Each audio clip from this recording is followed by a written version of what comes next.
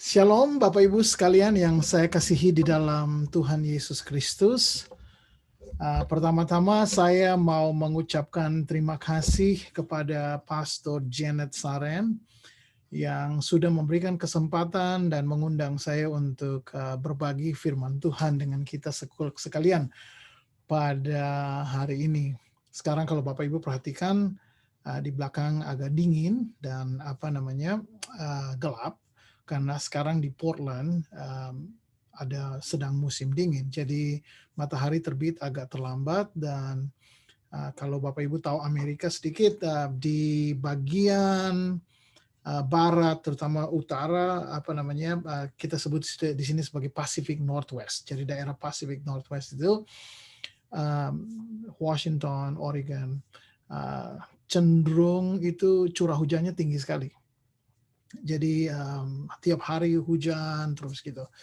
Hari ini agak hujan sedikit di luar. Saya dan keluarga sekarang seperti Bapak Ibu lihat sudah tahu juga kami tinggal di kota Portland di negara bagian Oregon dan saya mengajar saat ini di sekolah teologi yang namanya Portland Seminary yang adalah bagian dari George Fox University. Kami pindah, nanti saya akan cerita sedikit mengenai itu, kami pindah dari Indonesia ke Amerika itu tahun 2009. Dan kalau Bapak Ibu ada di Hong Kong tahun 2009, sebelum saya ke Amerika, saya sebenarnya di Hong Kong selama 1 bulan. Tinggal di Hong Kong atas undangan Pastor Janet Saren juga. Dan juga kerjasama dengan Sekolah Teologi Satya Bhakti tempat saya mengajar dulu di Indonesia. Saya mengajar kalau nggak salah waktu itu 2 mata kuliah di sekolah di Hong Kong.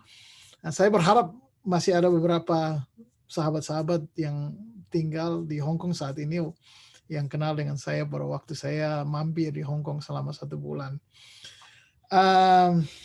Sekali lagi saya mau bilang terima kasih buat Pastor Janet dan segenap jemaat di Hong Kong yang mengundang saya untuk berbicara pada hari ini.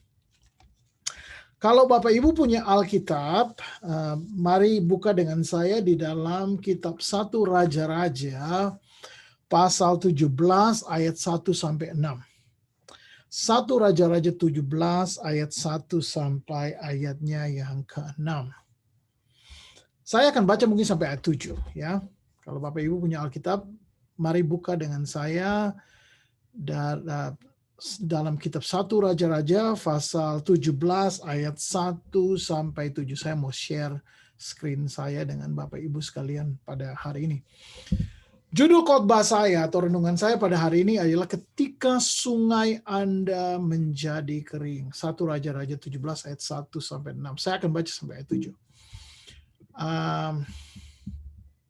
Mari kita baca sama-sama Alkitabnya. Bapak Ibu perhatikan di Alkitab Bapak Ibu sekalian, saya akan baca di sini.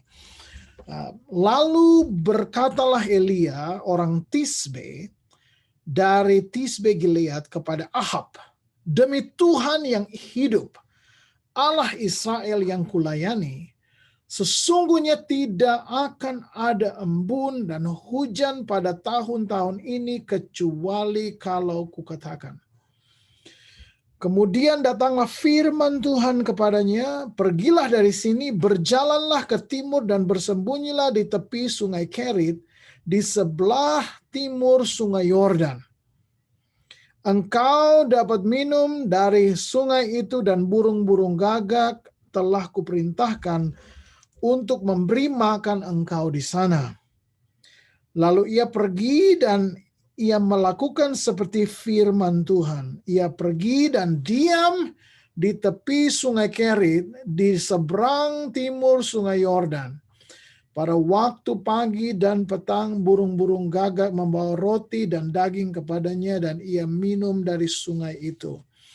Tetapi sesudah beberapa waktu sungai itu menjadi kering sebab hujan tiada turun di negeri itu. Bapak Ibu sekalian yang saya kasih dalam Tuhan, saya kasih matiin dulu sebentar lalu saya balik lagi. Cerita ini adalah cerita yang kita semua pasti sudah akrab. Cerita mengenai kisah mengenai Elia ini di dalam 1 Raja-Raja pasal 17. Kita pasti sudah akrab dengan cerita itu. Pada waktu itu ada terjadi kesukaran besar di Israel pada waktu itu. Dan Alkitab mengatakan bahwa tiada atau tidak ada embun atau hujan tahun-tahun itu. Sama seperti keadaan bangsa Israel. Hidup kita pada saat ini juga sebenarnya sedang ada dalam kondisi kesukaran yang sangat besar. Jadi kesukaran itu bukan hanya ada di Amerika, bukan hanya di Indonesia, bukan hanya di Hong Kong, tetapi kesukaran yang kita alami ini, makanya orang sebut dia sebagai pandemik. Sesuatu yang terjadi di mana-mana. Semua orang bergumul dengan masalah ini. COVID datang seperti kekeringan. Coronavirus seperti kekeringan. Pada bulan Maret tahun lalu di Amerika, saya bisa bicara mengenai Amerika, di Hong Kong juga mungkin hal yang sama terjadi. Pemerintah kemudian mengumumkan bahwa semua toko-toko, bisnis-bisnis, sekolah-sekolah, semua tutup. Karena coronavirus mulai tersebar dengan luar biasa di Amerika. Saya kalau di Amerika, Bapak Ibu tahu, untuk sampai saat ini sudah lebih dari 300.000 orang meninggal dunia. Kemarin saya dengar cerita salah satu sahabat saya, ayahnya dia teks saya, lalu dia minta tolong untuk doakan ayahnya yang sedang bergumul dengan coronavirus, dengan virus corona. Pak ayahnya kemudian dimasukin ke rumah sakit, dipasang ventilator itu, Bapak Ibu sekalian, dimasukin lewat mulut supaya dia bisa bernapas dengan baik.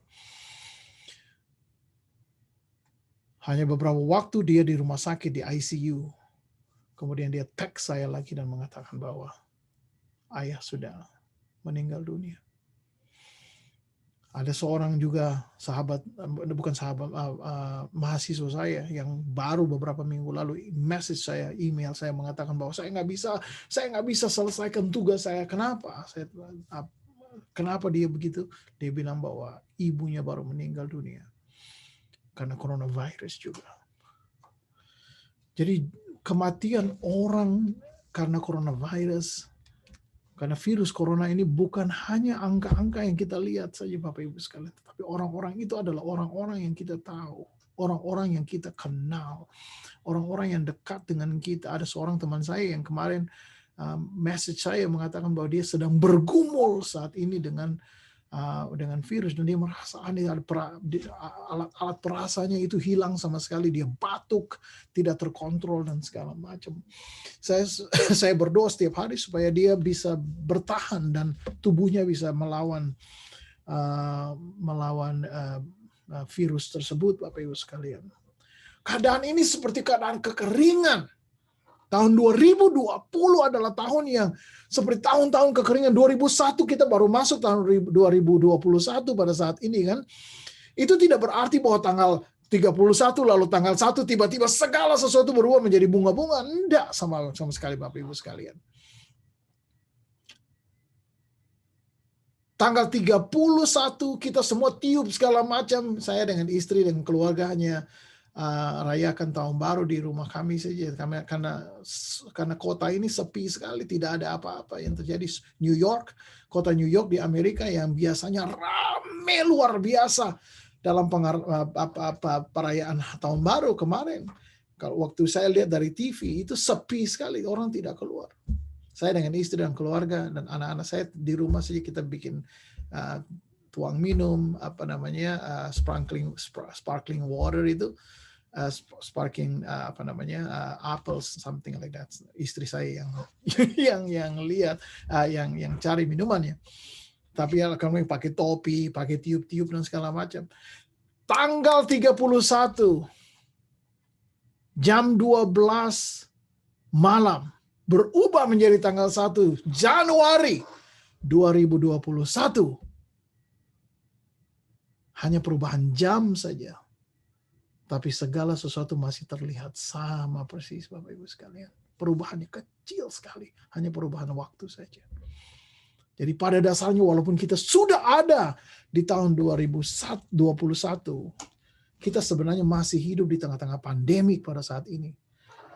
Syukurlah sekarang Bapak Ibu di Amerika, di beberapa negara yang lain sudah mulai ada vaksinasi yang kemudian disebarkan kepada orang-orang. Istri saya minggu lalu baru dapat vaksinasi COVID. Yang pertama karena harus ada 2 kali vaksinasi. Saya sendiri belum dikasih vaksinasi karena istri saya adalah seorang nurse, seorang perawat. Jadi dia harus dapat vaksinasi. Itu dikasih secara cuma-cuma dari pemerintah.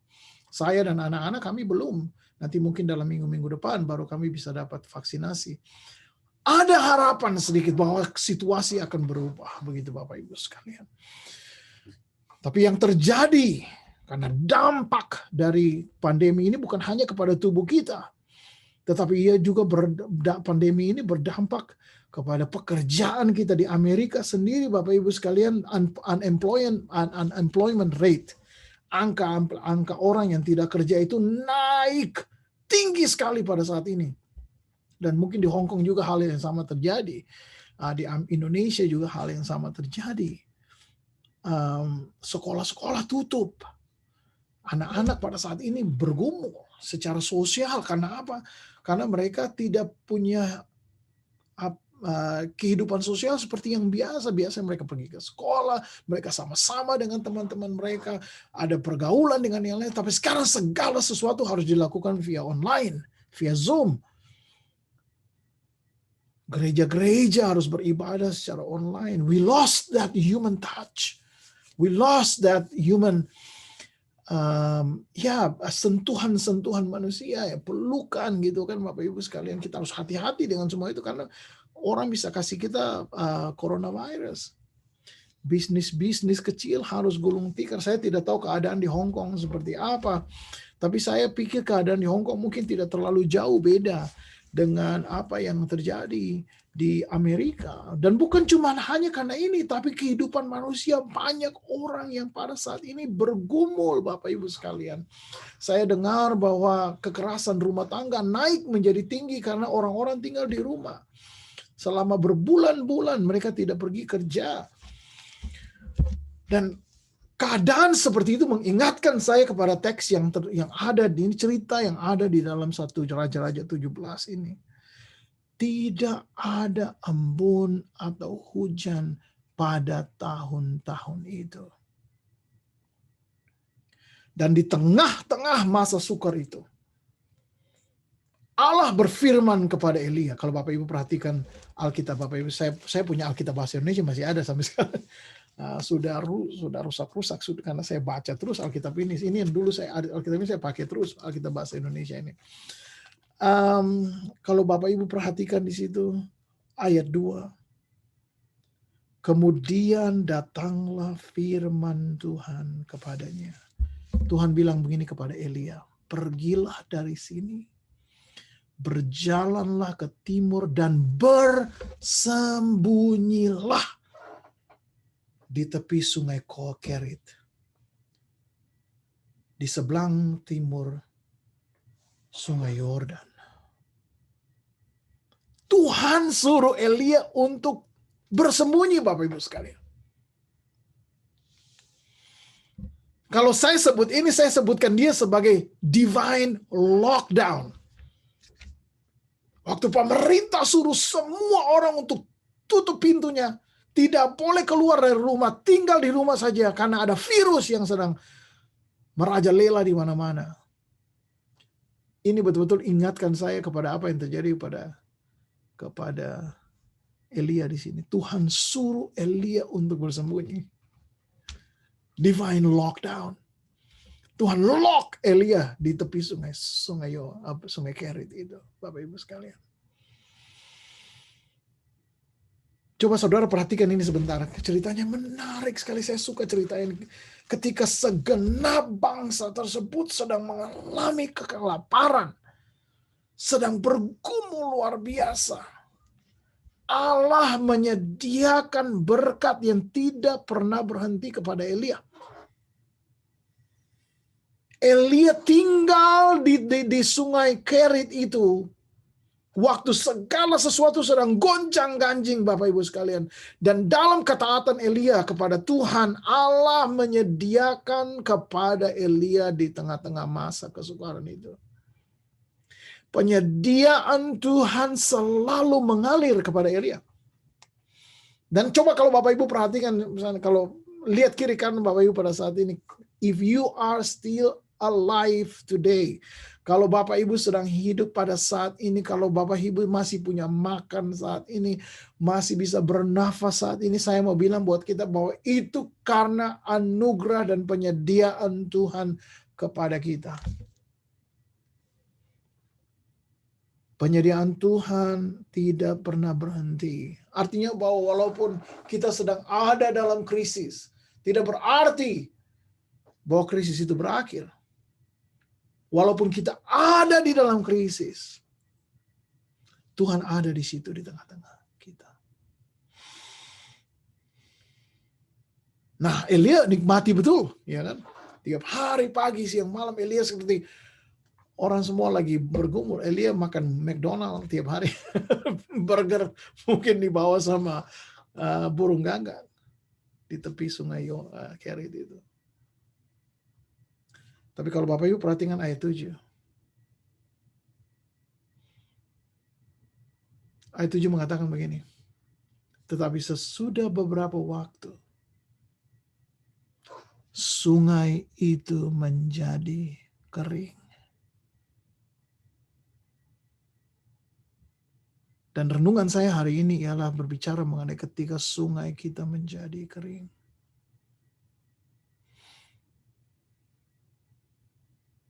Elia betul-betul menikmati berkat Tuhan di tengah-tengah kesukaran. Tapi tidak berarti bahwa kesukaran itu lepas dari Elia sama sekali, Bapak Ibu sekalian. Kesukaran itu masuk dan memberikan dampak langsung kepada kehidupan Elia. Sungai yang kepadanya Elia menggantungkan hidupnya karena Allah suruh dia tinggal di situ. Sungai itu tiba-tiba menjadi kering. Saat itu kemungkinan Elia akan mengatakan, Tuhan ya, ya kan? Elia kemungkinan akan mengatakan seperti itu. Tuhan, Engkau yang bawa saya di sini, Engkau yang suruh, bukannya ayat 2 itu Tuhan yang suruh Elia, ya kan? Tuhan yang perintahkan Elia, datanglah firman Tuhan. Tuhan yang perintahkan Elia untuk datang ke sungai dan bersembunyi di sungai Kerit. Dan di tempat di mana Allah suruh dia untuk bersembunyi. Tempat itu Elia justru melihat krisis, Bapak Ibu. Saya bayangkan Elia mungkin akan komplain, mengatakan, You told me to come here. Engkau yang suruh saya datang ke sini, Tuhan. Engkau yang pimpin saya untuk datang ke sini. Saya taat kepada Engkau, Tuhan, untuk datang ke sini. Tapi lihat apa yang terjadi. Sungai yang saya pikir akan menyediakan kepada hidup saya. Sungai itu justru sekarang sudah menjadi kering.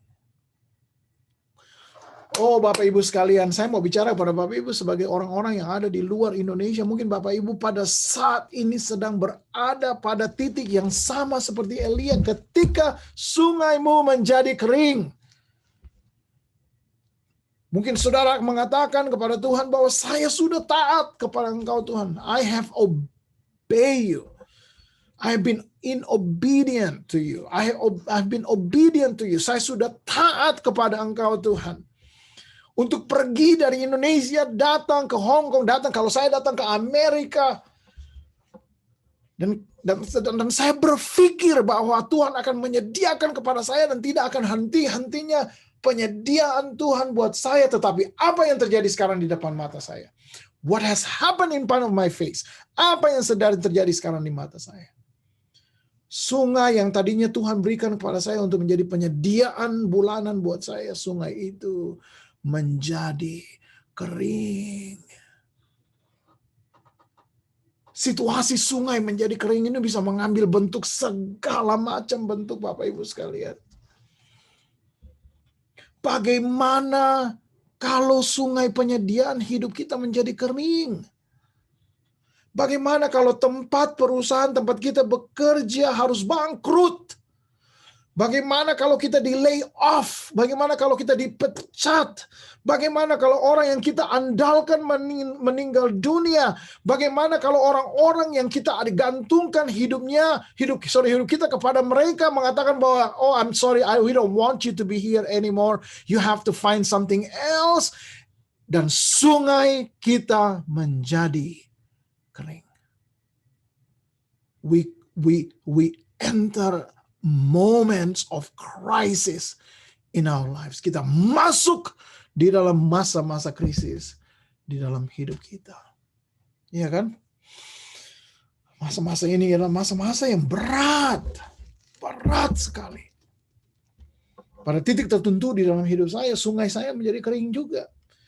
Ketika saya ada di Amerika, Tuhan sudah bawa saya jauh-jauh dari Indonesia sampai ke Amerika. Waktu saya lulus karena saya dapat beasiswa, tiap bulan itu saya terima paycheck terima cek dari kampus tiap bulanan. Oh, sungai mengalir tiap bulan, ya kan? Ada uang tiap bulan. Persis saya wisuda tahun 2011. Oh, penuh kebanggaan Bapak Ibu sekalian. Saya wisuda penuh kebanggaan. The month after saya wisuda, bulan sesudah saya wisuda, tidak ada lagi paycheck. Tidak ada lagi uang mengalir. Sungai menjadi kering. Oh my goodness. That was the darkest time in our life. Masa yang paling gelap di dalam kehidupan saya dan keluarga. Dan saya tidak tahu apa yang sedang Bapak Ibu hadapi pada saat ini. Mungkin Bapak Ibu sedang berhadapan dengan sungai yang sedang kering pada saat ini. Mungkin Bapak Ibu melihat penyediaan Tuhan yang luar biasa setiap hari, tapi pada saat ini sungaimu menjadi kering.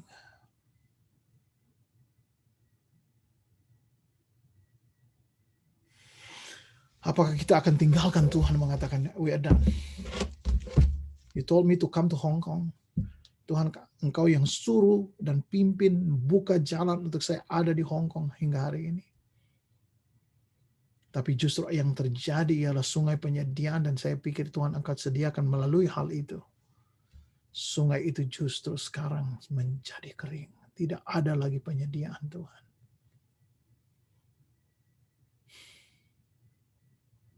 Amsal 24 ayat 10 mengatakan begini. Jika engkau tawar hati di masa kesesakan, kecillah kekuatanmu. Jadi kalau hati kita mulai tawar, hati kita mulai kecewa dengan Tuhan, itu akan memakan habis energi kita, memakan habis kekuatan kita.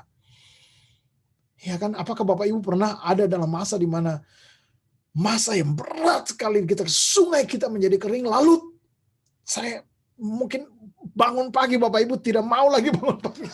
I can't wake up in the morning anymore. Tidak bisa bangun pagi lagi karena berat sekali, udah malas lihat hari yang baru. Mungkin tahun yang baru buat kita bukan lagi tahun yang exciting buat kita. Karena sungai kita sudah menjadi, kita nggak tahu apa yang terjadi tahun 2021 ini, ya kan?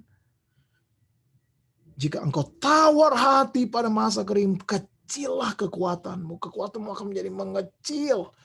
Dia akan makan emosi kita, dan kekuatan emosi mental kita dimakan. Bahkan mungkin secara fisik pun kita menjadi lemah, Bapak Ibu sekalian. Dan saya pikir itu mungkin masa yang sedang dialami oleh Elia pada waktu itu. Sungai menjadi kering. Dan renungan saya pada saat ini ialah ketika sungai Anda menjadi kering. Ini ada beberapa prinsip firman Tuhan dari cerita ini yang saya ingin bagikan kepada kita pada saat ini, Bapak Ibu sekalian. Prinsip yang pertama, ketika sungai Anda menjadi kering, ketahuilah, tell it to yourself, katakan ini kepada dirimu sendiri, Bapak Ibu sekalian, bahwa Tuhan ada di sana. Penyediaan kita bukan datang dari sungai kita. Penyediaan kita bukan datang dari paycheck setiap bulan itu. Penyediaan kita bukan datang dari tempat pekerjaan kita. Penyediaan kita datang dari Tuhan yang merupakan sumber segala sesuatu. Ketahuilah bahwa Tuhan ada di sana. Saya suka ayat 8 mengatakan begini, ayat 7, waktu Bapak Ibu lihat ayat 7. Tetapi sesudah beberapa waktu sungai itu menjadi kering, sebab hujan tiada di negeri itu, maka datanglah firman Tuhan kepada Elia. Segera sesudah sungai itu menjadi kering, Bapak Ibu, segera sesudah Elia melihat bahwa sungai itu menjadi kering, Allah datang kepada Elia dan mengatakan, datanglah firman Tuhan. Menandakan bahwa Allah ada di situ, di tengah-tengah kekeringan sungai itu, Bapak Ibu sekalian. Seperti saya bilang tadi, bahwa penyediaan kita itu bukan datang dari uang tiap bulan kita. Sumber penyediaan kita itu datang dari Tuhan. Our provision comes from God, comes from the Lord. Dan Tuhan ada di situ. Saya nggak tahu Bapak Ibu sedang hadapi persoalan apa pada saat ini. Tapi saya mau yakinkan kepada Bapak Ibu pada saat ini, saya mau katakan kepada Bapak Ibu pada saat ini bahwa sekalipun sungaimu menjadi kering, ketahuilah bahwa Tuhan yang sama, yang memimpin engkau keluar dari Indonesia datang ke Hong Kong, adalah Tuhan yang ada di tengah-tengah masa itu dengan Anda. Tuhan mengerti pergumulanmu. Tuhan tahu betul apa yang sedang kita alami. Tuhan tahu betul dan Tuhan ada di tengah-tengah itu. Tuhan yang memberikan makan kepada Elia setiap hari adalah Tuhan yang sama. Tuhan yang sama yang hadir di tengah-tengah masa di mana sungai Elia itu, sungai Kerit itu menjadi kering. Mazmur 31 ayat 8 mengatakan begini, aku akan bersorak-sorak dan bersukacita karena kasih setiamu, sebab engkau telah menilik sengsaraku, telah memperhatikan kesesakan jiwaku. Tidak berarti bahwa kita menyangkal realitas yang ada di depan kita. Tidak berarti begitu. Kita tahu bahwa kesukaran itu ada di situ. Tapi pada saat yang sama kita tahu juga bahwa di tengah-tengah kesukaran itu Tuhan ada di situ. Makanya saya suka sekali lagu yang mengatakan, open the eyes of my heart, Lord, so I can see you. I don't know if you know that song. Saya nggak tahu bahwa Bapak Ibu ingat lagu itu. Open the eyes of my heart, Lord. Open the eyes of my heart, I want to see you. I want to see.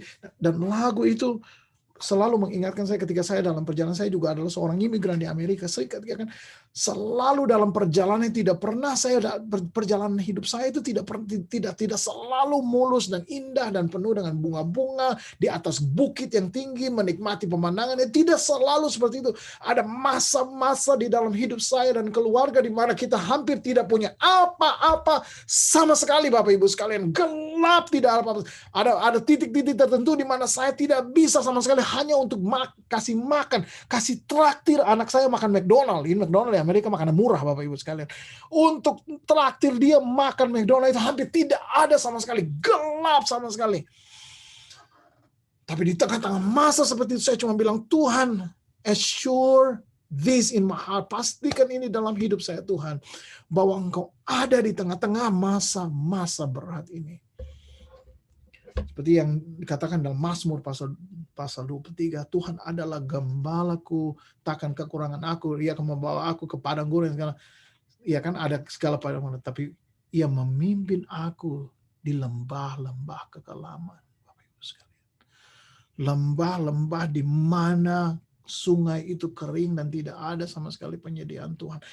Saya mau bilang buat kita pada saat ini, bahwa Tuhan ada di situ dengan kita. Allah ada di tengah-tengah masa-masa sukar hidup kita. Ini sebuah keyakinan secara pribadi sangat memberikan penghiburan kepada saya. Saya tahu bahwa kalau Tuhan ada di sini, God is gonna take care of things for me. Dan saya kalau ada bisa survive sampai hari ini tuh Bapak Ibu sekalian, itu karena anugerah Tuhan.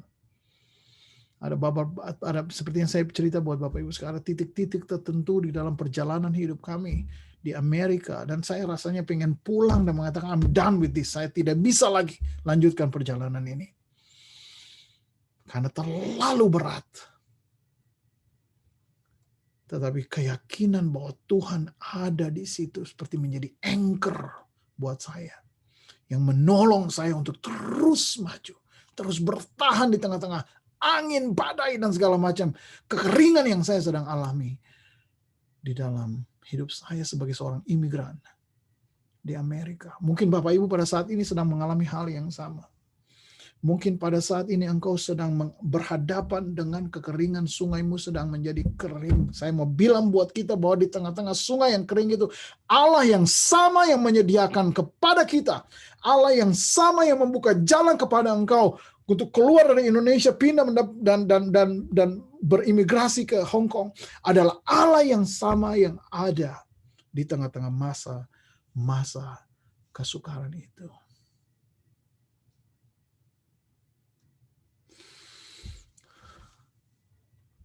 Yang kedua,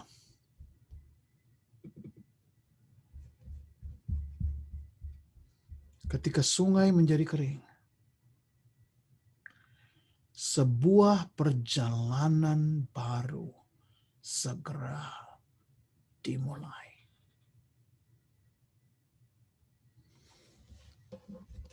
Ayat 8 mengatakan begini, maka datanglah firman Tuhan kepada Elia, bersiaplah, saya suka kata ini, pergi ke Sarfat.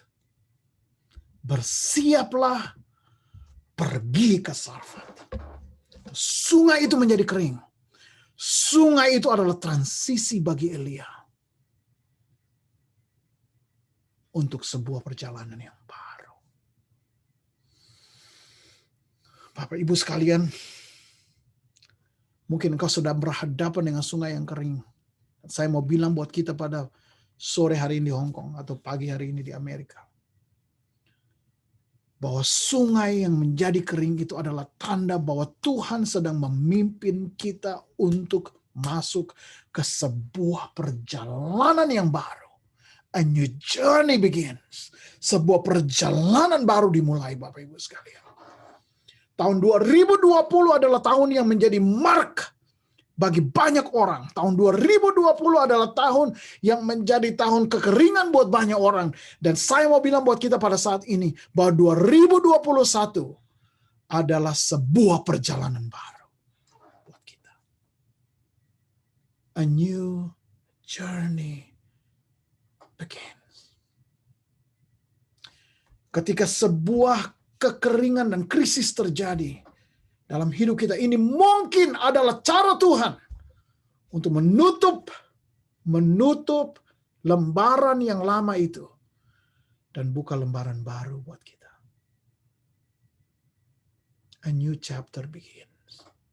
Sebuah pasal baru dalam lembaran-lembaran hidup kita dimulai. Adalah sebuah permulaan di mana kita mungkin akan mendapatkan pekerjaan yang baru. Kita memulai hidup yang baru. Sungai yang menjadi kering adalah masa transisi, Bapak Ibu. Ketahuilah kalau Tuhan sedang membawa kita ke keadaan di mana sungai kita menjadi kering. Sebenarnya Tuhan sedang membawa kita di dalam masa transisi untuk sesuatu yang baru. Beberapa waktu yang lalu, ada seorang di Ambon ketika kerusuhan terjadi di Ambon. Oh, Bapak Ibu tahu itu bisnis-bisnis rusak, hancur semua. Ada seorang bisnismen yang saya tahu. Dia pakai di bisnisnya dibakar, hancur sama sekali. Tidak ada apa-apa. Bapak Ibu tahu apa yang dia lakukan? Dia mulai sebuah perjalanan baru dengan Tuhan. Dia pakai mobilnya, dia pergi ambil sayur di desa A, desa B, dia jual di desa C, dan segala macam. Dia mulai perjalanan yang baru. Sekarang Tuhan sudah berkati dia dengan luar biasa. Dengan bisnis yang lebih besar daripada apa yang dia punya sebelumnya. Saya mau katakan kepada kita pada saat ini, don't be discouraged. Don't be discouraged. Jangan merasa kecewa. Saya tahu keadaan seperti itu akan membuat kita akan menjadi merasa kecewa, merasa tidak suka dengan keadaan yang seperti ini. Tapi mari kita pertama-tama buka mata kita mengatakan dan melihat bahwa Tuhan ada di situ. Dan yang kedua, kita tahu bahwa di tengah-tengah masa itu, Tuhan sebenarnya sedang membawa kita untuk menjadi atau untuk masuk ke sebuah perjalanan yang baru. Dan saya cerita buat kita tadi, ketika saya lulus, Bapak Ibu sekalian, itu betul-betul masa di mana berat. Masa berat sekali buat saya dan keluarga, sangat berat. Pada waktu itu saya masih ingat saya drive. Lalu karena saya terlalu banyak pikiran, waktu saya pindah lane, pindah garis itu, saya tidak tahu bahwa ada mobil di sebelah. Saya tabrak mobil itu, Bapak Ibu sekalian. Karena saya terlalu pikiran, terlalu stres. Tapi masa-masa itu saya tahu betul ada masa-masa transisi. Saya kerja di gereja di Amerika untuk jadi janitor, untuk orang kasih bersih-bersih. Bersih-bersih kamar mandi, PL gereja. Saya kerja waktu itu. Tapi saya yakin waktu itu bahwa Tuhan sebenarnya sedang bawa saya untuk transisi. Saya masih ingat betul awal tahun 2012. Saya dapat terima telepon dari Nashville, Tennessee, bahwa saya saya diterima untuk menjadi mahasiswa doktoral, mahasiswa PhD. Saya sebenarnya waktu saya terima telepon itu, saya sementara PL gereja, Bapak Ibu. Saya masa-masa itu masa yang suka karena saya tidak punya apa-apa, keluarga kita hampir tidak. Berat sekali buat kami sekarang keluarga. Sungai penyediaan Tuhan itu kering kerontang. Saya terima telepon dari Tennessee mengatakan bahwa kami baru selesai rapat dan kami berikan kepada kamu, we give you an admission offer untuk diterima di program PhD dengan full beasiswa.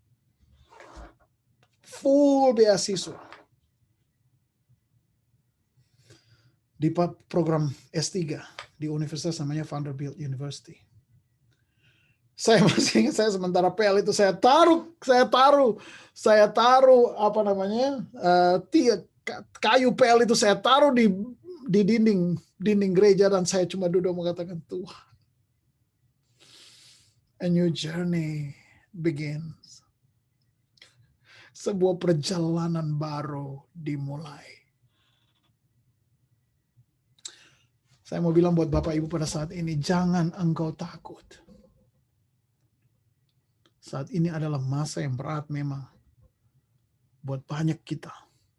Tapi masa-masa ini adalah masa di mana Tuhan akan memimpin kita pada sesuatu yang baru. Perjalanan yang baru. Mungkin masa ini adalah masa di mana Tuhan sedang mengkorek-korek hati kita, mengatakan bahwa start a new business, come on. Do something new. Don't just sit there and then complain dan marah-marah di situ. Jangan. Buka pintu dan mulai sesuatu yang baru. Karena waktu engkau buka pintu, sebuah perjalanan yang baru dengan Tuhan sedang dimulai. A new journey of life begins.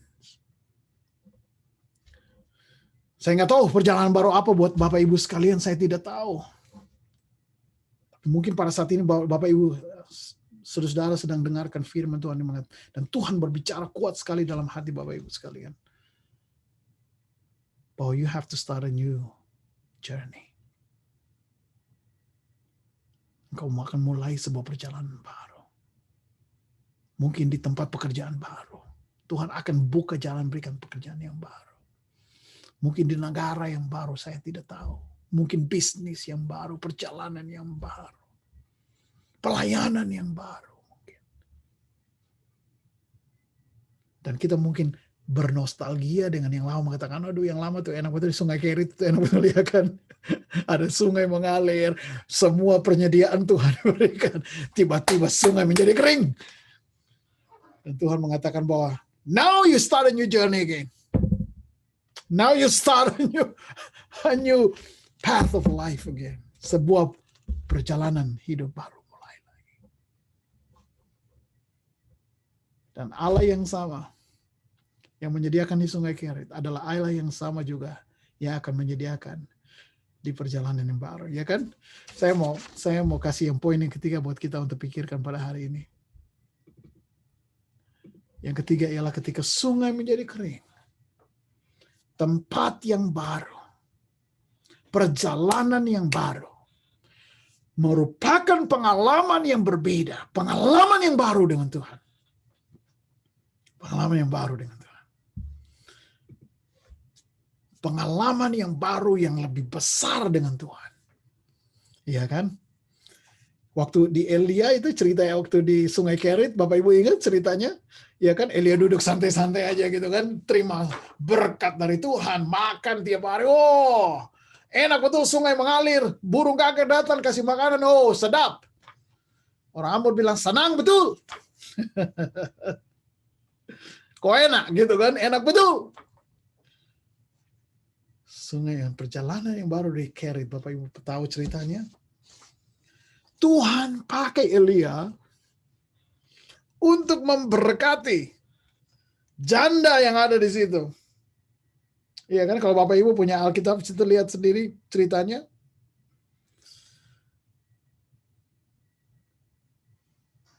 Janda yang tidak punya roti. Tuhan berikan berkat itu kepada janda itu melalui Elia.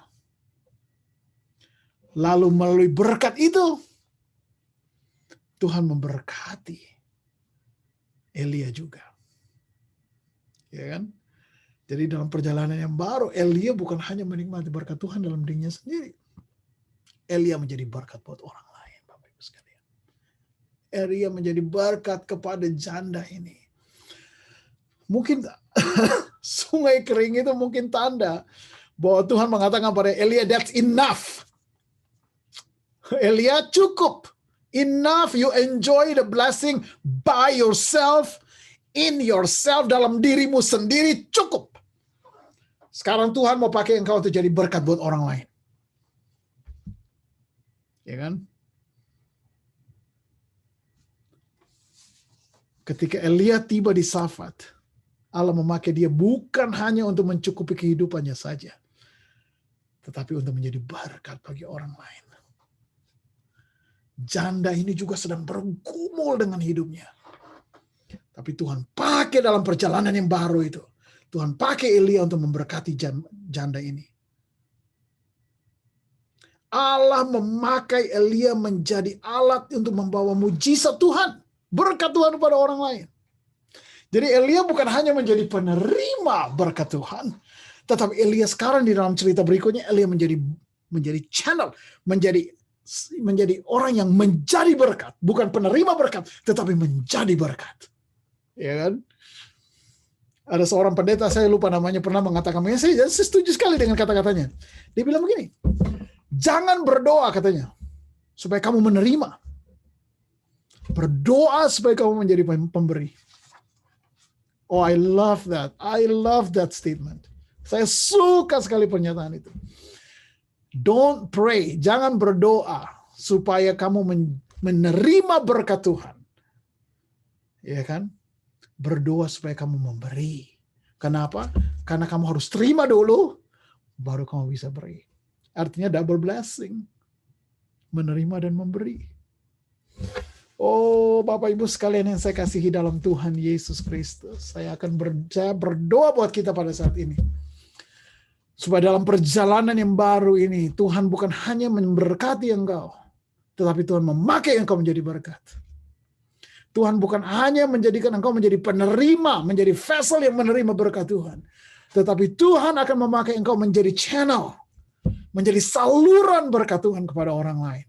Engkau bukan hanya menjadi penerima berkat Tuhan, tetapi menjadi pemberi berkat Tuhan. Di mana ketika orang berjumpa dengan Anda, orang diberkati oleh Tuhan. Orang diberkati oleh Tuhan. Dan itu doa saya kepada kita pada saat ini. Mungkin kau sedang berhadapan dengan kekeringan kehidupan, kekeringan sungai yang mengalir setiap hari, tiba-tiba kering. Nah, mungkin engkau pada saat ini sedang ada dalam kondisi di mana engkau kecewa dengan Tuhan dan tidak mau sama sekali bikin apa-apa. Seperti kekeringan itu sudah menghancurkan semangatmu, sudah merusak semangatmu untuk hidup lagi gitu kan. Mungkin keadaan itu sudah membuat engkau menjadi stres luar biasa. Engkau tidak punya pemikiran-pemikiran inovatif lagi untuk berkembang, untuk maju dan segala macam. Saat ini firman Tuhan mengingatkan kepada kita bahwa don't let that kill you. Jangan biarkan sungai yang kering itu membunuh engkau. Jangan biarkan sungai yang kering itu menghancurkan engkau. Tapi ingatlah bahwa sumbermu itu bukan dari sungai itu. Sumbermu itu datang dari Tuhan. Datang dari Tuhan.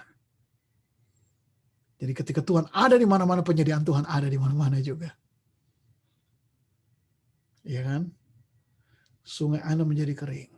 Berdoa supaya Tuhan buka mata Anda, inovasi-inovasi baru, perjalanan-perjalanan baru, cara-cara yang baru, langkah-langkah yang baru untuk ambil untuk dalam Tuhan biarkan tahun 2020 lewat. Mungkin tahun 2020 adalah tahun di mana sungaimu sudah menjadi kering. Tahun 2021, awal tahun 2021 ini Tuhan ingatkan kita kembali lagi bahwa we are going to start a new journey. Kita akan mulai lagi sebuah perjalanan yang baru bersama dengan Tuhan. Saya mau berdoa pada Bapak Ibu sekalian. Kalau Bapak Ibu kalau saudara Bapak Ibu sekalian sedang ada di dalam situasi seperti ini, saya doakan supaya Tuhan tolong kita dan Tuhan pegang tangan kita dalam masa-masa ini. Tuhan, kami bersyukur buat hari ini. Kami bersyukur buat 2020. Mungkin di antara kita ada yang sungai kami sudah menjadi kering, Tuhan. Sudah menjadi kekeringan, sudah tidak ada lagi penyediaan Tuhan yang tiap hari kami lihat, Tuhan. Dan awal tahun 2021 ini Engkau mengingatkan kami bahwa sebuah perjalanan yang baru yang lebih exciting, di mana Tuhan akan memakai kami bukan hanya menjadi penerima, tetapi juga menjadi pemberi berkat Tuhan itu. Dan saya berdoa Tuhan, kepada setiap jemaat di Hong Kong yang pada saat ini mungkin sedang bergumul, Tuhan. Tuhan pegang tangan mereka. Tuhan buka jalan yang baru buat mereka.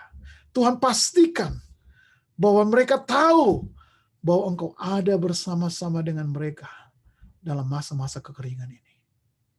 Terima kasih Tuhan. Dan kami berdoa hanya di dalam nama Yesus. Amin. Amin. Tuhan memberkati Bapak Ibu sekalian.